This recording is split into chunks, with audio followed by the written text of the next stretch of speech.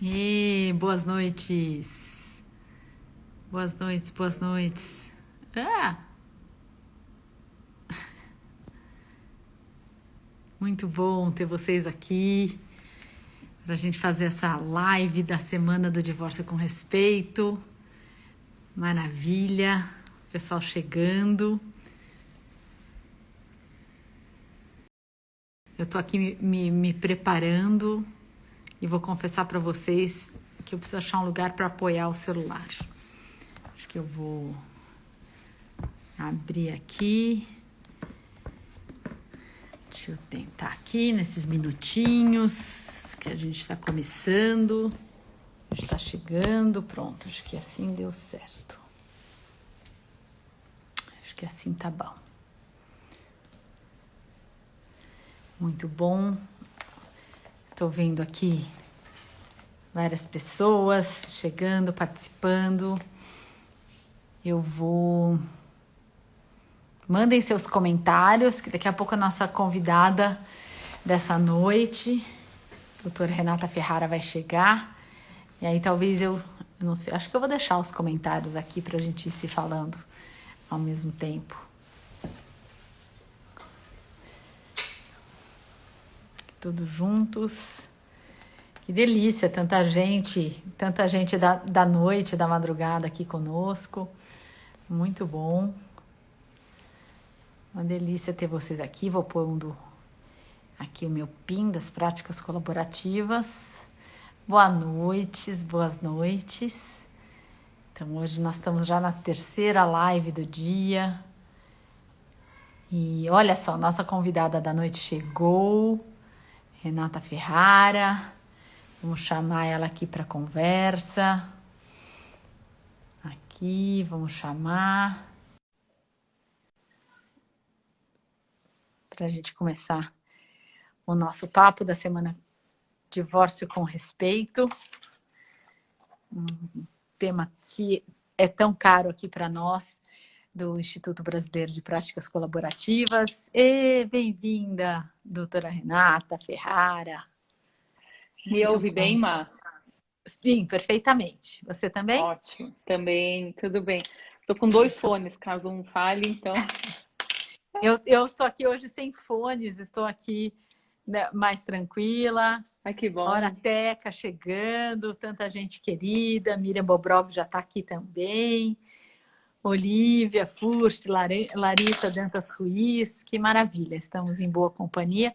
Nós estamos aqui fazendo só a Bruna Dudas, estamos fazendo só uma sala de espera. As corujas, né? É a live do morcego, né, Renata? É. Nós estamos aqui, eu preciso, deixa eu ver se eu vou subir um...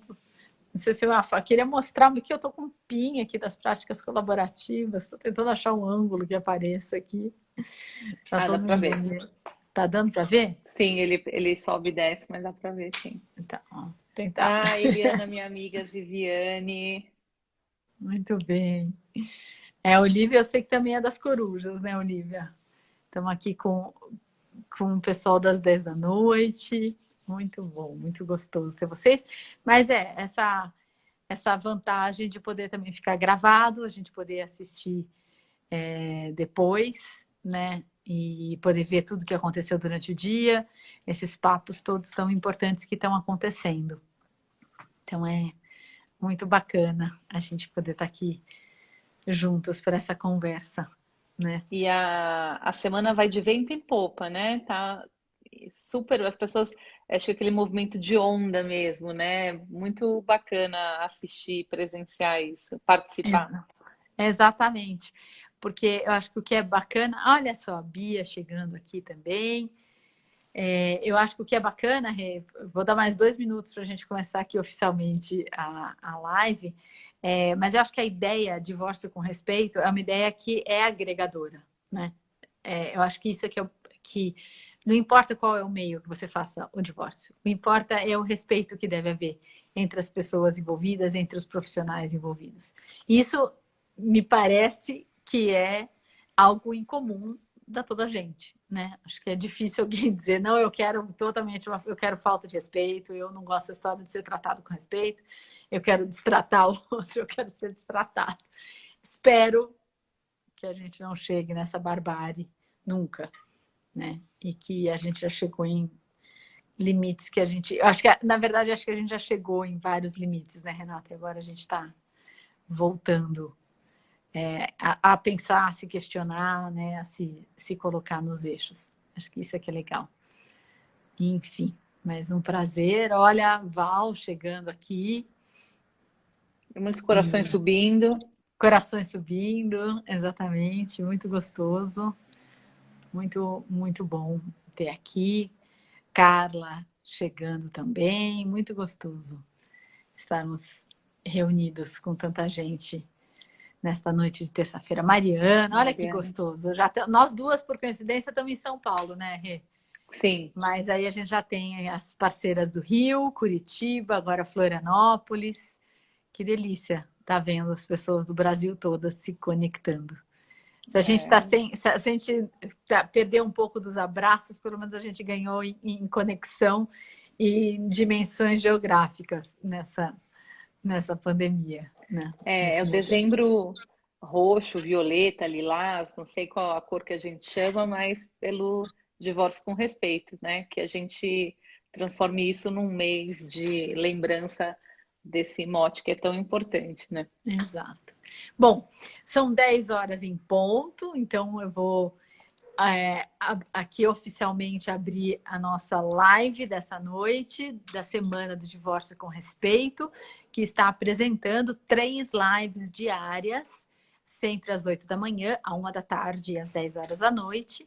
E a cada dia da semana a gente tem um eixo temático. O tema dessa terça-feira é a convivência com os filhos, e a gente ainda vai falar da questão da responsabilidade, do pagamento das necessidades. A gente ainda vai falar dos meios para se construir um divórcio. A gente vai falar ainda de arte. Enfim, temos muita coisa programada para a semana. Continuem seguindo, acompanhando e divulgando o Divórcio com Respeito. Divórcio com Respeito é uma campanha que foi iniciada pela Comissão Especial de Práticas Colaborativas da OAB Nacional, presidida pela Olivia Furst, que está aqui presente com a gente hoje, e que estará também na live de encerramento, na sexta-feira, às 10 horas da noite. E foi encampada pelo Instituto Brasileiro de Práticas Colaborativas para a gente lançar pioneiramente uma campanha que, como a Renata falava aqui na nossa sala de entrada, que ela seja para sempre, que a gente possa continuar mantendo a semana do divórcio colaborativo, o mês do divórcio colaborativo, perdão, divórcio com respeito. Eu tô tão que também é com colaborativo, que mas também pode, mas que não é que isso, também é, que que não pode deixa ser de de ser outros meios também, colaborativo. mas o respeito está acima, né? Exatamente. Mas enfim, o divórcio com respeito seja uma semana, seja um mês, seja o ano todo e seja, enfim, o paradigma vigente, né? Que seja esse o divórcio que aconteça sempre, um divórcio com respeito entre as pessoas. E esse é o nosso desejo e isso faz parte do nosso trabalho na advocacia, na forma de encarar o trabalho com os nossos clientes. Hoje, então, nessa noite, eu tenho o prazer. Eu sou a Marília Campos Oliveira Teles, eu sou presidente do Conselho Deliberativo do Instituto Brasileiro de Práticas Colaborativas para esse biênio 21-22 e estou aqui hoje para conversar com uma parceira querida, a advogada Renata Ferrara, que está encerrando também o mandato dela como conselheira da OAB de São Paulo, onde ela prestou serviços muito importantes para toda a comunidade das advogadas e advogados também aqui do nosso estado. E dentre as várias atividades da Renata nessa gestão, esteve a participação dela dentro da Comissão de Direito de Família da OAB de São Paulo, com o lançamento da campanha Filho Não é Visita. E como nós estamos aqui hoje, no dia de tratar da convivência familiar, da convivência após o divórcio, então eu passo a palavra para a doutora Renata Ferrara contar um pouco para a gente desse início de como surgiu isso, Renata. Como é que foi essa ideia do filho não é visita?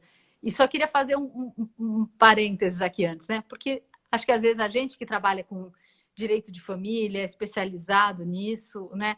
Para a gente é tão automático falar em convivência, convivência, convivência. E que bacana que veio a urgência, a necessidade de uma campanha como Filho Não É Visita, e que para situar os nossos telespectadores que não são da área jurídica, visita é o termo que está no Código Civil. Então, quando se fala em estabelecer aqueles dias em que os filhos estarão na companhia do pai ou da mãe depois de um divórcio, o Código Civil, em muitos momentos, fala em visita do pai e da mãe, né, Renata? Então, conta pra gente como é que foi o início dessa campanha. Bom, Marília, primeiro, obrigada a todas vocês do Instituto que me convidaram para participar dessa semana do divórcio com respeito. E é difícil não trocar o respeito por colaborativo, porque para a gente no dia a dia já é praticamente sinônimo, né? E é interessante o link dessas duas campanhas, né? Do Filho Não É Visita e do Divórcio com Respeito, porque quando vi esse movimento, né, na verdade, do Divórcio com Respeito, me lembrou automaticamente a nossa campanha aqui de São Paulo e que acabou tomando o Brasil, várias seccionais entraram em contato, pediram a arte, houve esse movimento de onda, porque é isso esse ponto em comum de movimento de onda, né?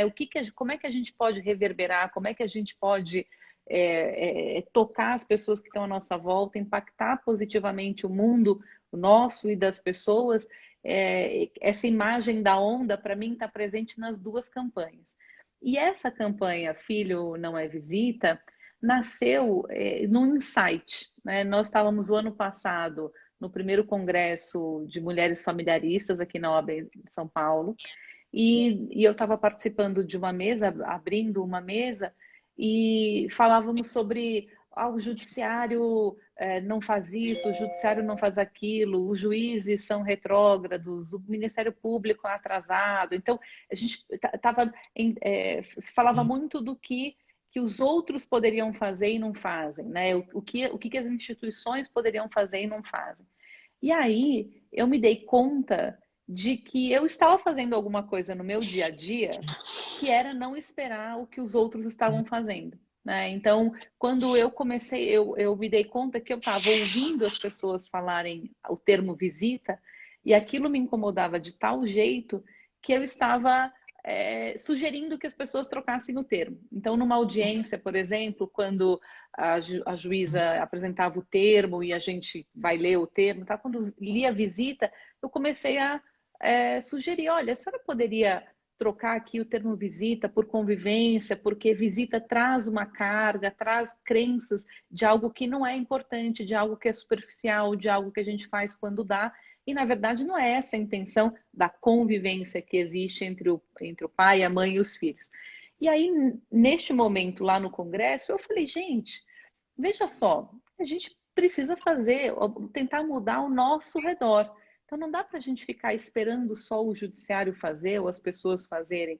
É importante a gente tentar mudar um pouco o mundo ao nosso redor. Então, por exemplo, uma questão do direito de família tão cara para nós, faz sentido ainda a palavra visita existir no vocabulário do direito de família para descrever a relação do filho com o pai e com a mãe? Não faz sentido. Então, a gente vai esperar um dia em que o judiciário não fale mais essa palavra, ou a gente vai mostrar que a gente não precisa mais dessa palavra? Nós podemos fazer um pouco pertinho da gente. E aí, contei isso, que eu estava interferindo ali na forma das pessoas falarem, e sugeri. Eu falei, gente, se cada um de nós disser isso para as pessoas que estão à nossa volta, se eu por mês impactar 3 advogados ao meu redor, ou 3 pessoas que me procuram, e o colega também, e o outro também, daqui a pouco está todo mundo falando convivência. E aí a Silvia Marzagão, que é uma advogada querida, e qualquer coisa que você falar perto dela, ela vai transformar num projeto maravilhoso, porque ela é ótima para tornar, é a máquina propulsora aqui de São Paulo.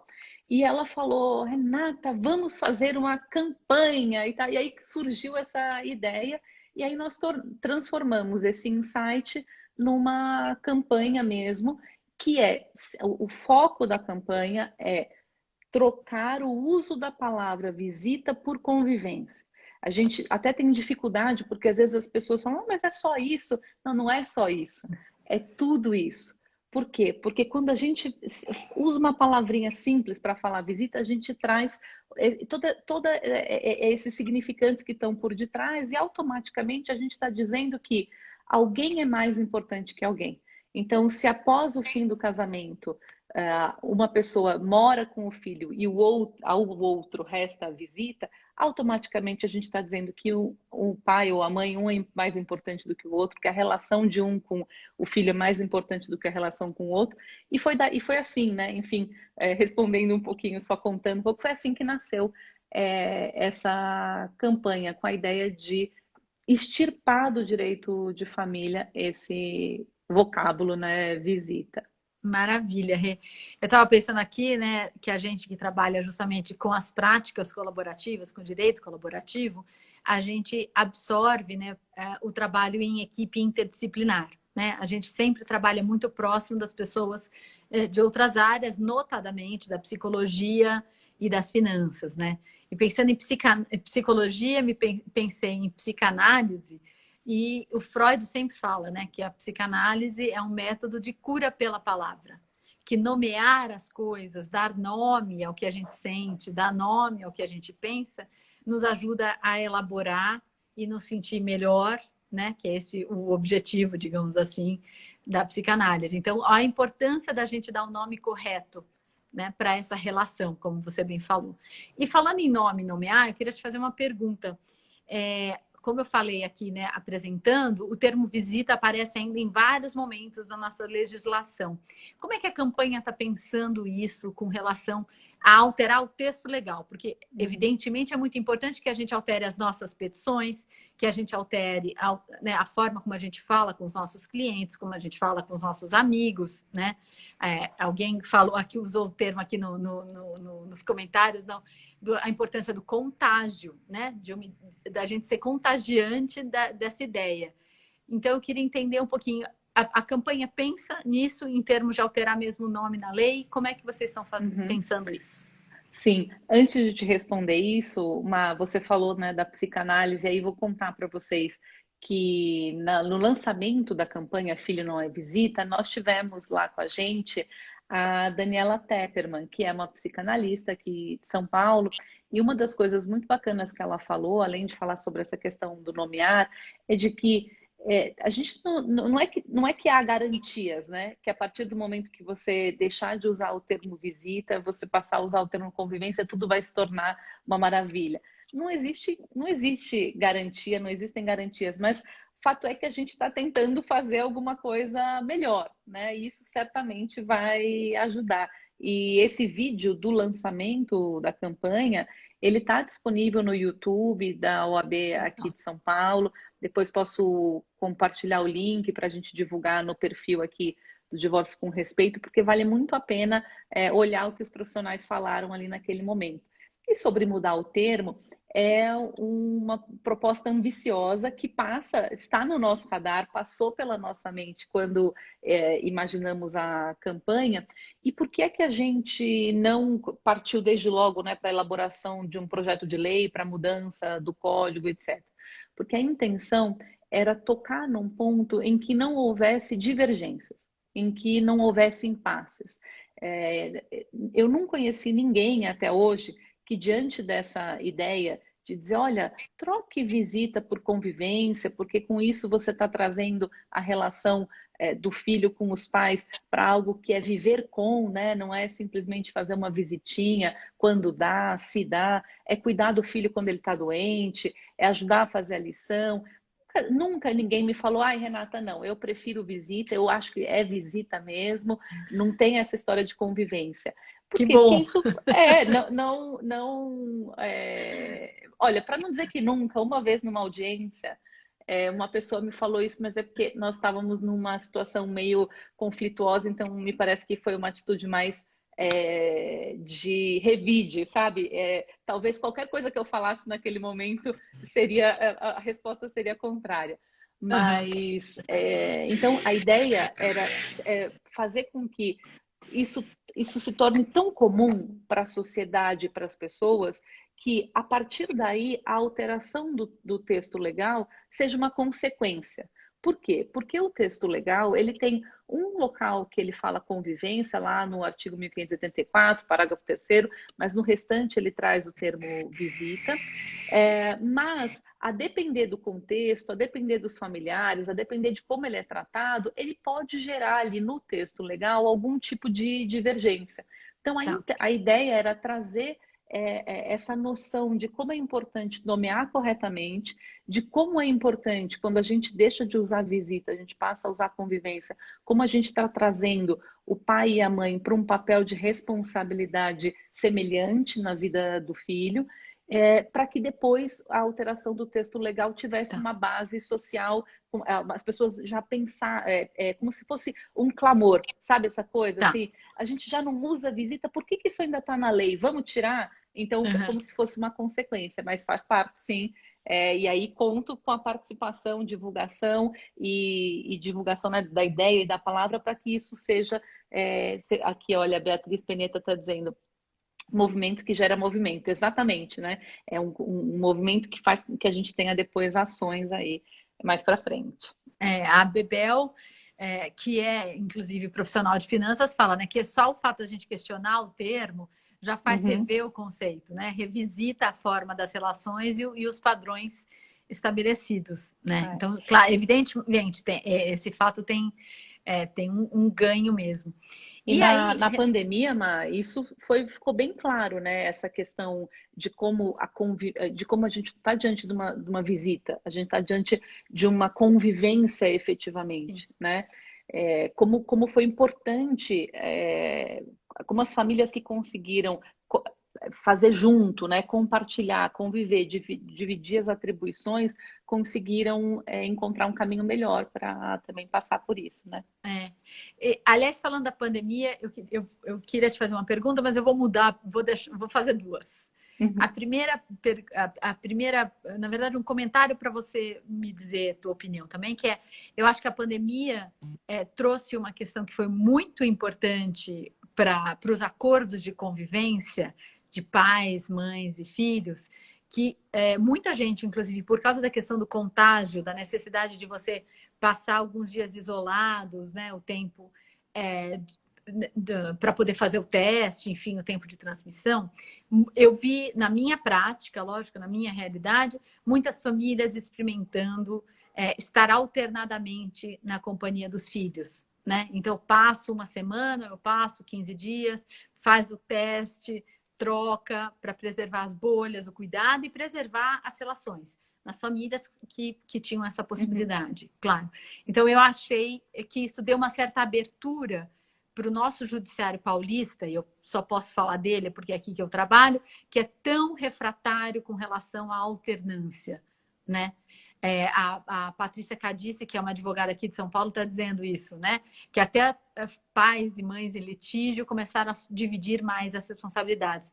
Você sentiu isso também? Que houve uma possibilidade de abrir para a gente pensar nessa forma que era tão execrada, que é a alternância da guarda, da convivência, minto, a guarda compartilhada, mas a convivência alternada, como é que você sente? Me parece que sim, porque inclusive, olha, o ano passado, em torno de março, abril mais ou menos, nós tivemos uma reunião de civilistas do país inteiro para pensar aqueles projetos de lei que estavam ali começando em curso para organizar um pouco as relações nesse período da pandemia, né? E eu me lembro que surgiu essa questão da convivência muito como, olha, você tem que suspender então a, entre aspas, visita, né? Quando a gente pensa num formato nesse raciocínio mais antigo. E eu me lembro que aí logo a gente trouxe a ideia de que, mas calma lá, não é uma questão de novo de visita, né? É uma questão de essa criança precisa de cuidado, precisa de alguém ajudando na escola, o pai precisa trabalhar, a mãe precisa trabalhar. Desculpa o termo, mas o buraco é mais embaixo, né? Uma criança não se resume a uma visita aqui ou ali.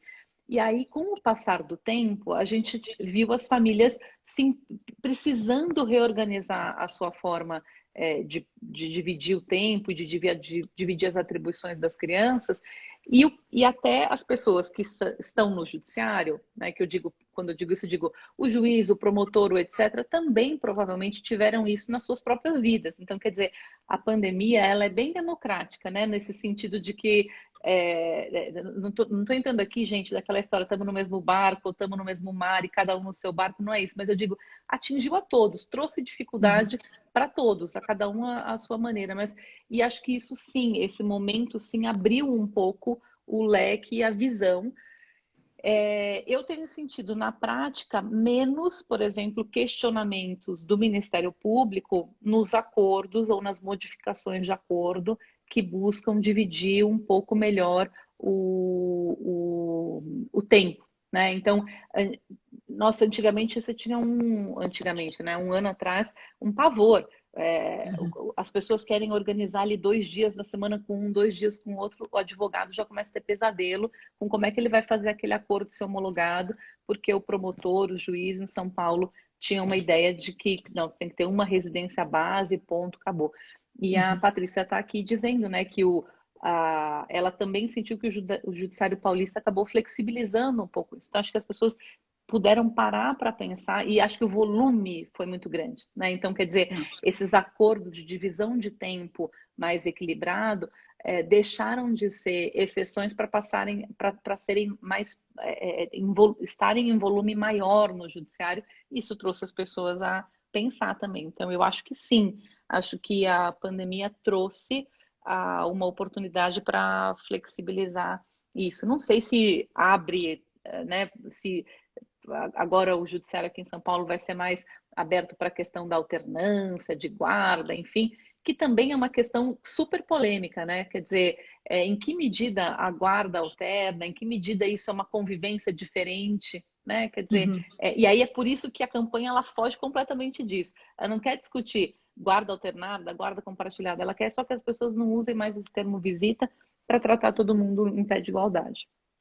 E eu acho que falando em campanha, né, a nossa campanha aqui é de falar do divórcio com respeito, né? Sim. E eu queria ressaltar esse aspecto, porque eu acho que muitas vezes eu vou partir do meu ponto de vista, mas eu quero escutar o teu, né, Renata? Eu trabalho só com resolução consensual de conflitos, né? Então eu parto de pessoas que estão dispostas a construir consenso de forma respeitosa na maioria das vezes.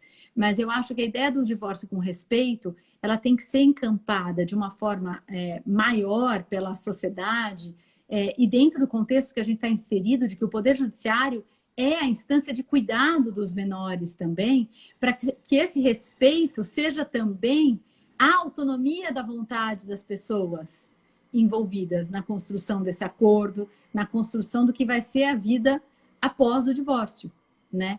Então, eu acho que eu parto muito dessa ideia da necessidade de que esse respeito, esse divórcio com respeito, também aconteça de uma forma lato sensu, digamos assim, né? Sim. E eu queria te ouvir um pouco nesse sentido do divórcio com respeito em meio a um litígio. Porque quando a gente pensa vamos construir um divórcio com respeito consensualmente, quando as pessoas já têm essa predisposição, em tese a gente já está partindo do pressuposto que será um divórcio com respeito, né?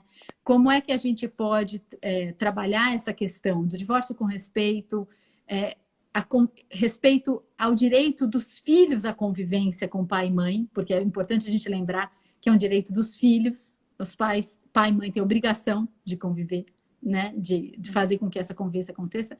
Como é que você vê isso na prática do litígio, o divórcio com respeito?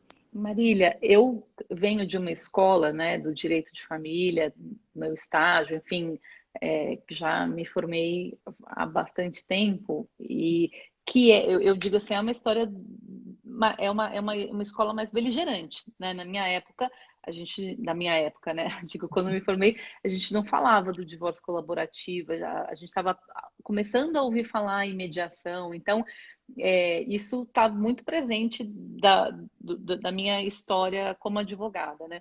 Mas acho que o divórcio litigioso, ele não precisa ser um divórcio desrespeitoso, né? Uhum. Ele pode ser um divórcio com respeito, como você está dizendo. Só que acho que aí a gente tem uma série de advogados aqui, e aí isso pode abrir uma reflexão interessante para a gente. Acho que no divórcio litigioso, a responsabilidade do advogado para trazer o respeito, ela é ainda maior. Porque você tem pessoas que estão ali com uma carga de emoção muito aflorada, com uma capacidade de raciocínio muitas vezes comprometidas, muitas vezes movidas pelo desejo de vingança, machucadas pelo que aconteceu, pelo que os levou até ali. E aí o advogado precisa tentar, neste ambiente, manter uma situação respeitosa, seja ajudando o seu cliente a se preparar para as situações, para os atos que ele vai enfrentar, tentando ajudá-lo, educá-lo, né? É quase uma questão didática, sabe? Se o advogado simplesmente virar uma pessoa que vai brigar pelo outro, custe o que custar, ele está contribuindo para que o divórcio litigioso seja um divórcio desrespeitoso. Então, atuo tanto em situações que são de construção de consenso, quanto nas situações litigiosas, que não Uhum. acontecem muitas vezes por falta de opção. Né? O que eu digo assim, a gente não pode separar o mundo entre o litígio é ruim e o acordo é bom. Não, tem Uhum. vários caminhos para várias situações. O que a gente precisa é pensar que o litígio, ele não é, eu trato, repito isso muito, o litígio é uma falta de opção, né? A pessoa, o advogado, ele não apresenta assim para os clientes, ou não deveria pelo menos uma cartela de dizer: você quer tentar fazer um acordo? Você gostaria de conhecer mediação? Você gostaria de conhecer as práticas? Ou você quer brigar? Né? Eu acho que não é uma situação assim, ó, você pode escolher aqui o que você quer.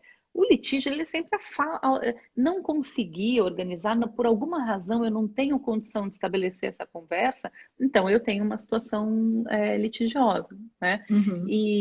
Mas isso pode ser, como a gente está falando aqui, com respeito, e o papel do advogado é muito. E não é fácil, gente. Quando a gente fala, advogada colaborativa, não é santo, sabe? Nós somos todos humanos, é difícil você se manter centrada e tentar se distanciar da emoção do seu cliente e trazer o cliente à razão e trazer ajudá-lo a enxergar de uma forma mais ampla, né? A Olivia está aqui dizendo que a dinâmica do litígio é adversarial e por isso é que o papel do advogado acaba sendo mais você está num ambiente hostil. Então, Uhum. você ser respeitoso num ambiente que é hostil exige muito mais, né? Uhum. Agora, eu também acredito que a gente consegue contaminar o ambiente. Então, quando você tem litígios com advogados que têm experiência e que estão ali, que querem ajudar as pessoas a resolverem e não colocar lenha na fogueira, você tem um litígio que flui juridicamente, você discute Sim, as questões jurídicas, existe um impasse, existe interpretação diferente, mas as pessoas não se agridem, as pessoas não estão perfeito. ali passando dos limites. Então, isso acho que é um litígio respeitoso, onde você está focado nas questões jurídicas, mas não é fácil, né? Uhum. Aí por isso que a responsabilidade passa a ser até maior, e por isso que acho que os advogados podem e devem se capacitar dentro das Uhum. práticas colaborativas, conhecer as ferramentas de mediação, ainda que eles não venham a ser mediadores, mas é Exato. importante conhecer essas ferramentas. Um advogado Perfeito. que passa por uma capacitação em práticas colaborativas, ele tem condição de fazer um litígio com respeito. Acho que todo Perfeito. mundo deveria fazer. E eu acho importante isso, né? A Olivia está ressaltando aqui no bate-papo, não há necessidade de agressão. A Val falou, não é, né, deixar de ser o advogado gasolina, né? A necessidade da gente ser profissionais formiguinhas de mudança, né? De tirar essa... por princípio, eu sou beligerante, né? E fazer o caminho contrário, né? O litígio, o poder judiciário, ele está aí porque há necessidade disso, né? Eu acho que não é para... Não, a Jennifer está colocando, né? A petição inicial não é uma declaração de guerra. Muitas vezes é o que é possível, porque negociar de forma colaborativa, ou mesmo passar pelo procedimento da mediação, exige uma disponibilidade e uma disposição das pessoas que não é fácil. Eu acho que os nossos clientes que passam têm que ser muito parabenizados, porque eles estão vivendo um momento de dor, eles estão vivendo o luto, eles estão sofrendo e eles estão se dispondo a se despir, se abrir para chegarem juntos a uma composição. Mas nem sempre isso é possível. E é importante lembrar que tem, sim, o litígio, né, o divórcio no litígio, ele tem seu espaço e ele pode ser um divórcio com respeito, usando... Porque tem uma questão aqui, né, Renata, que eu acho que na criação de consenso, a gente tem uma questão muito importante, que é muito bonita, porque nos abre muitas possibilidades, que é a questão do tempo, né? A gente costuma dizer que a gente tem o tempo cronos, que é o tempo, os dias, a semana, né, cronometrado, o cronograma, mas a gente tem a possibilidade de lidar com o kairos, que são os tempos internos das pessoas. Só que, às vezes, esses tempos internos estão absolutamente distantes um do outro. E como é que eu atendo? Isso vai criando ansiedades, expectativas. E, por outro lado, o judiciário pode, eventualmente, porque tem esse poder, né, estabelecer, olha, a partir do momento que for citado, vai ter 15 dias úteis para responder, né? Mas a resposta, né, o pedido, a proposição e a resposta, eles não precisam ser desrespeitosos. Eles não precisam ser agressivos. Podem ser de outra forma, né, Renata? Olha, usando esse exemplo que você está dizendo, eu entendo que tenha momentos processuais em que não tem jeito. Você tem coisas que você precisa cumprir, etc. Agora, os advogados precisam ficar ligados também, porque hoje a gente tem ferramentas, né, o próprio negócio jurídico processual que você pode organizar dentro de um processo, como as coisas vão acontecer. Eu já tive, na prática mesmo, uma situação em que o processo já estava assim, finalizando a parte de instrução e era importante para as partes tentar na prática um acordo de convivência, e que era mais amplo, mas que eles estavam inseguros se ia funcionar ou não. A juíza, nós pedimos, eu e a advogada contrária, conversamos com os clientes, né? Contrária aqui, nem sei qual palavra usar, gente, vocês me desculpem, você vê, né? Conversamos com os clientes e sugerimos a suspensão do processo por 6 meses, estabelecemos um regime de convivência, estabelecemos que eles precisavam desse tempo para experimentar, para ver se sentiam confortáveis de tornar aquilo definitivo. E a juíza suspendeu, e o MP concordou e todo mundo entendeu. Eu fui sugerir a mesma coisa no Rio de Janeiro, as minhas amigas cariocas que me perdoem. O juiz disse para mim, doutora, isso não existe. Isso aqui não existe. Ou é sentença, ou desiste, ou faz acordo. Não tem essa história de acordo provisório. Aí que você fala, gente, Renata, mas também vamos, desculpa te interromper, mas também vamos ser justos com a magistratura carioca, porque a gente também não pode garantir que todos os juízes paulistas fossem suspender o prazo. Não, mas é que eu estou contando aqui o meu caso específico, mas é aí que eu acho que vem também o nosso, assim, nosso papel como advogados de levar essas coisas para o judiciário, sim, né? Onde os juízes, dificilmente eles vão sair da sua toca lá para se atualizar. Desculpa, pode ter juízes que fazem isso, mas digo, genericamente falando, gente, é difícil. Então, eu acho que o advogado que tem uma formação colaborativa, ele tem até essa função, essa responsabilidade de levar essas coisas novas e diferentes para o judiciário, né? Socorro, a Rose está falando que já conseguiu. Campeã! Nossa, parabéns, parabéns. E eu ia dizer, eu ia falar alguma coisa, mas agora me fugiu depois. Lembrei. E é uma coisa, a gente vive dizendo, né? Eu, pelo menos, procuro trabalhar isso com os clientes e ouço sempre nas lives da base, com a Mônica Lobo, Olivia, Bebel, que é o seguinte, a questão da responsabilização. Né? Então, o cliente procurar, a pessoa procurar se responsabilizar qual é a sua participação para aquela situação. O que é que você traz para aquele sistema e o que você leva daquele sistema. E nós, advogados, precisamos fazer isso também.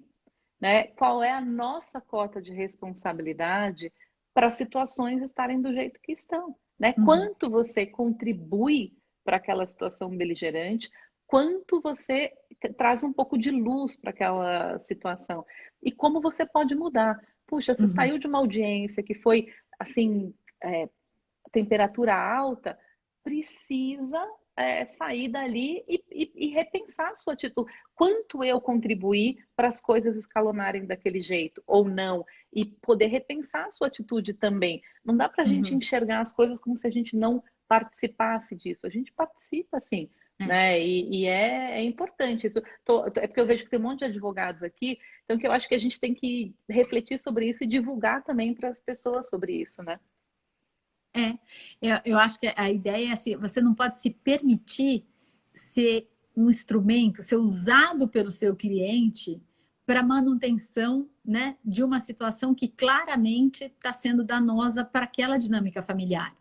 A gente, como advogado, Sim. A gente tem, digamos, entre aspas, a gente está na confortável posição de observador. A gente pode oferecer para o nosso cliente essa visão externa para falar, olha onde você está, né? Olha onde teus filhos estão. E não Olha adianta, onde estão Marília, esses o vô e você a avó nessa pedir situação. para o cliente ter uma postura e aí você se reunir com um advogado e não ter uma postura semelhante.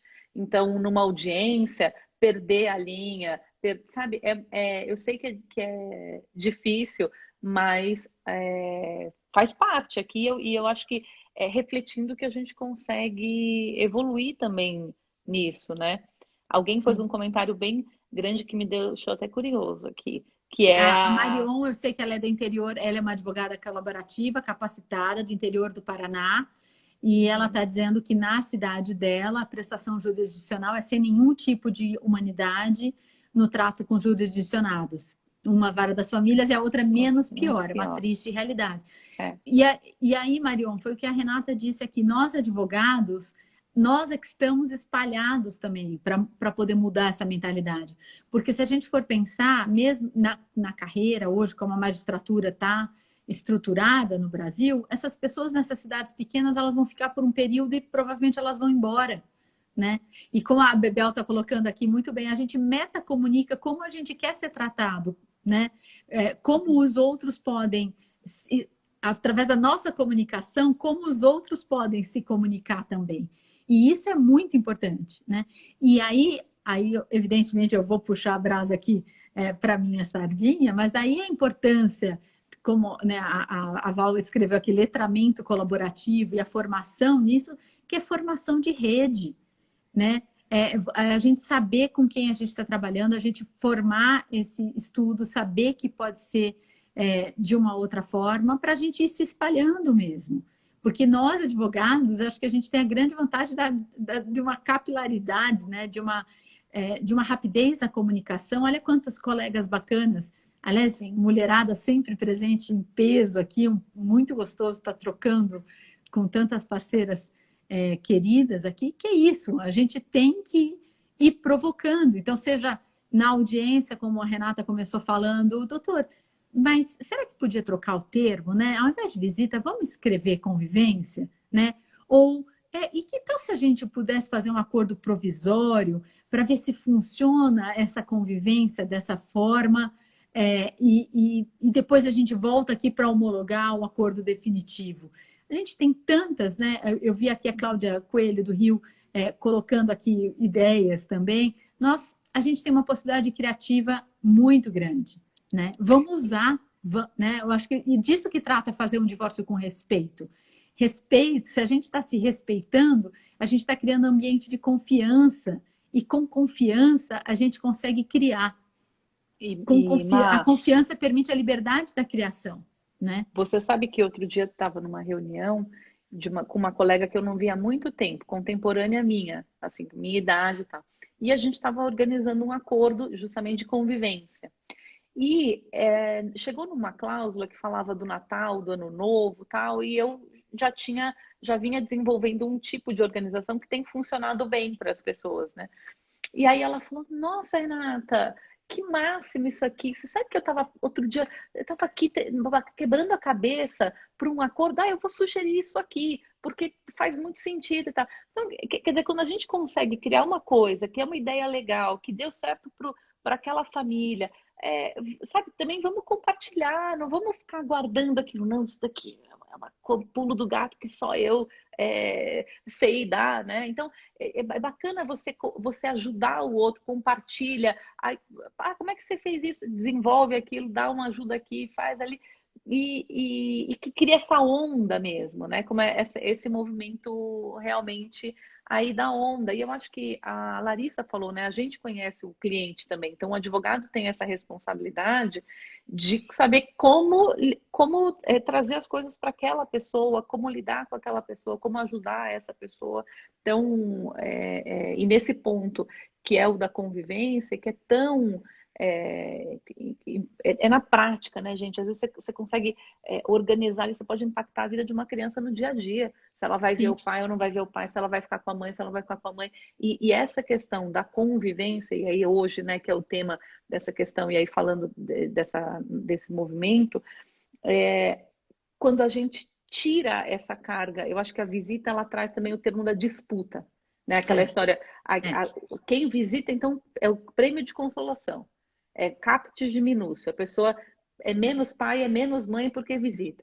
A partir do momento que a gente consegue tirar esse termo, trazer a questão da convivência, a gente bota de novo as pessoas em pé de igualdade, a gente traz com mais tranquilidade, consegue organizar até depois, acho que abre um caminho para a questão do que é autoridade parental, se guarda é correto, se não é correto, se é autoridade parental, se é responsabilidade parental, como não é. Mas acho que é quase um caminho é uma trilha, sabe? Como se estivesse dando aquele primeiro passo, assim.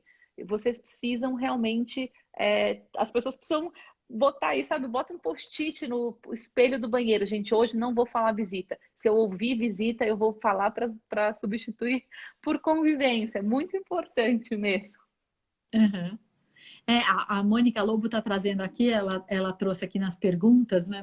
Mas na verdade eu gostaria até de dividir esse comentário dela, né? Uhum. Que ela falou, é uma confiança de um espaço para experimentar, arriscar o novo e construir saídas funcionais para todos, né?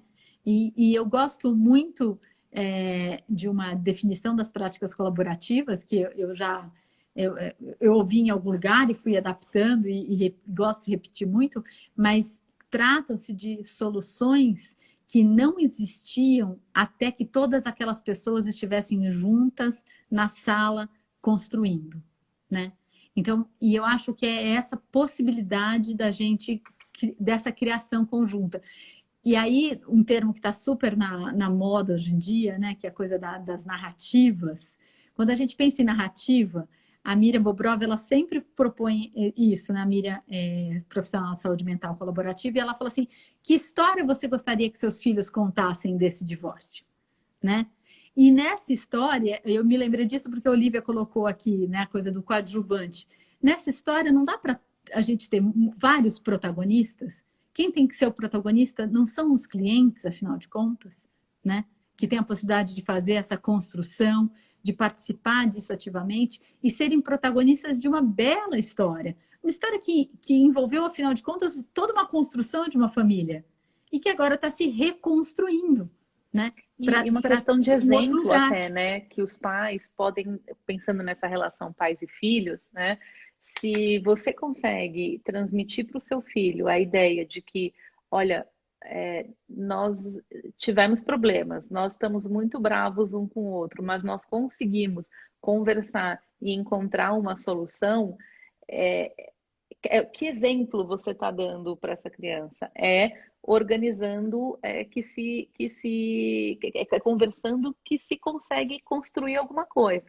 Agora, como é que se você não parte para a guerra, quer destruir o outro, você pode reclamar que seu filho bateu no colega na escola, né? Porque que exemplo ele está tendo. Você sabe que domingo eu fui participar de uma festa de aniversário da minha sobrinha, enteada da minha irmã, da Mari, e íamos lá para eu ia levar umas crianças comigo.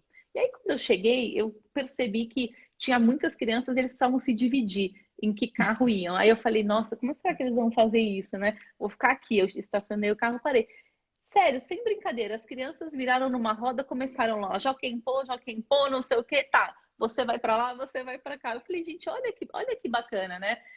As crianças, elas conseguem, com exemplos que elas têm, criar mecanismos para solução, coisas que poderiam ser um conflito. Ah, eu quero ir com esse, não, eu quero ir com aquele. Não, vamos combinar como é que a gente vai tirar? Joaquim Pô, tudo bem, foi ótimo, todo mundo foi feliz, sabe? Eu lembro que eu fiquei tocada com aquilo, sabe? Eu falei, gente, olha que bacana, é como as pessoas conseguem organizar formas de resolver os seus possíveis potenciais impasses, né? E como é potente isso, né? A Mariana escreveu aqui, né, do modelo, a gente aprende com o modelo vivido, né? A partir do que a gente vê na nossa casa acontecendo, é como a gente vai reproduzir, né? Então, eu acho que a gente tem essa tarefa na vida, né, de ser multiplicador de uma ideia de que o diálogo tem que ser a nossa primeira ferramenta de resolução de problemas. Né? Isso começa em casa, porque quem vê em casa vai levar isso para a escola também. E aí não é só o divórcio com respeito, né? São disputas na escola com respeito, é o debate na escola, é a eleição do Grêmio com respeito. E se a gente for pensar isso na nossa sociedade, é pensar na nossa atuação comunitária com respeito, como é que eu convivo com o meu vizinho, como é que eu convivo no meu bairro, que cidade que eu quero, né? E com respeito e com as diferenças que tem que coexistir, né? Desculpa. Não, e a Fedix falou que construir é a palavra-chave, né? Realmente, a gente tem a oportunidade de construir sempre, a cada momento, a todo instante. O que você quer construir daquilo? Que até o fato ele está ali. Agora, a forma como você conta esse fato e como é que ele incorpora para você é muito potente. Né? E aí, como é que um advogado também pode puxar para um lado ou puxar para o outro? E é curioso também que eu estive pensando nisso por conta do aplicativo que depois eu vou convidar vocês para conhecer, que é assim, as famílias, os casais casados ou que vivem juntos e tal, essa questão da comunicação também é importante para essas pessoas, né? Uhum. Porque a gente chega para os advogados, os casais que estão passando por uma dissolução, aquela família está se desfazendo para se refazer de uma outra forma. Mas há quanto tempo aquelas pessoas já não conseguiam se comunicar de forma adequada? Né? Uhum. Como é que a gente poderia também se melhorar a comunicação nessa família? Estou aqui dando uma viajada, claro que essa hora os pensamentos já estão, né, todos. Mas como é que a gente pode ajudar essas pessoas a se comunicarem melhor também? Né? Então, e aí a gente tem os profissionais de saúde mental que às vezes recebem primeiro as pessoas ali em crise antes da dissolução de uma união, mas a gente, quando recebe as pessoas no escritório para uma questão de divórcio, aquilo é a ponta do iceberg, né? De alguma coisa que já aconteceu, que já vem acontecendo há muito tempo, né? Você falou isso, né, o profissional da saúde mental que recebe no consultório também os clientes, e a gente está aqui com dois queridíssimos, competentíssimos profissionais de finanças colaborativos, o Caco Santos e a Bebel Montenegro, e quanto também essa questão, né, de você, do respeito nessa construção dos recursos financeiros para a família, de como você trabalha isso no cotidiano, isso também vai se refletir lá no divórcio, com as demais responsabilidades, né? Essa ideia de que a Jennifer falou aqui, né? Chamou de acordo vivo. Sim, enquanto a vida é esperança, né? Eu acho, e não é à toa que, nesse sentido, a nossa legislação reflete isso, que tudo pode ser revisto de acordo com a vida, né? Porque a gente faz uma foto daquele momento. Um acordo de divórcio é uma fotografia possível, mas a vida é um filme, que não para, né? Os filhos crescem, as pessoas mudam, os projetos de vida são diferentes, né? Os E, trabalhos. Má, nesse ponto, quando a gente, assim, fazendo um link agora do respeito, né, com essa questão dos acordos vivos, também é assim, é respeitosa uma atitude de, por exemplo, um acordo tá bom para mim, tá ótimo para mim, tá funcionando maravilhosamente para mim. Mas aí as outras pessoas que estão envolvidas nesse acordo dizem, puxa, olha, para mim não tá legal, isso aqui não tá bacana, não tá funcionando bem para mim. Ah, paciência, para mim está funcionando muito bem. Isso é uma atitude respeitosa, né? Não é. Quando também é respeitoso, é uma forma, né, de externar o respeito, é você estar atento para se não está funcionando para o outro, não está funcionando para ninguém. Não dá para a gente se fechar só naquela posição, porque isso traz muitas vezes o medo das pessoas na hora de organizar um acordo mas e se não funcionar? O outro não vai querer mudar, eu vou não sei o quê. É difícil para as pessoas pensarem nessa coisa que é dinâmica e que pode mudar com o tempo. Por quê? Porque a experiência que a gente traz, acho que, do que se vê ou do que se vive, é que quando a pessoa está bem, ela se acomoda ali, ela não quer saber se está ruim ou se está bem para o outro. E abrir os olhos, pensar nas possibilidades, naquilo que funciona para um, para outro, para todo mundo, é uma atitude de respeito também, né? É Uhum. tratar com respeito, conseguir ouvir, entender, escutar, parar para escutar o que o outro tá, o que o outro está trazendo para você. A razão não é só nossa, né? Numa conversa, eu estou realmente ouvindo o que o outro está me falando, ou eu estou esperando a minha vez de falar? Que daí não Sim. posso ver uma brecha, já falo em cima, não estou nem ouvindo. Não isso são atitudes respeitosas que a gente precisa desenvolver. Isso do conforto de um ou de outro, né? A Bebel está chamando atenção em respeitar limites e possibilidades. O Caco já está fazendo propaganda da live dele, que é sobre partilha, que vai ser na quinta-feira, 1 hora da tarde. Já fica aqui a propaganda também. Amanhã, às 8 da manhã, já tem mais live, gente. Aqui o Divórcio com Respeito não para. O movimento, nós estamos aqui. Hoje eu assisti, a Olivia e a Mônica foram maravilhosas e tá gravado, gente, já podem assistir, viu? Exatamente. Já que a gente não pode se abraçar, mas a gente pode ver gravação, pelo menos, nesse mundo híbrido de filmagens, né?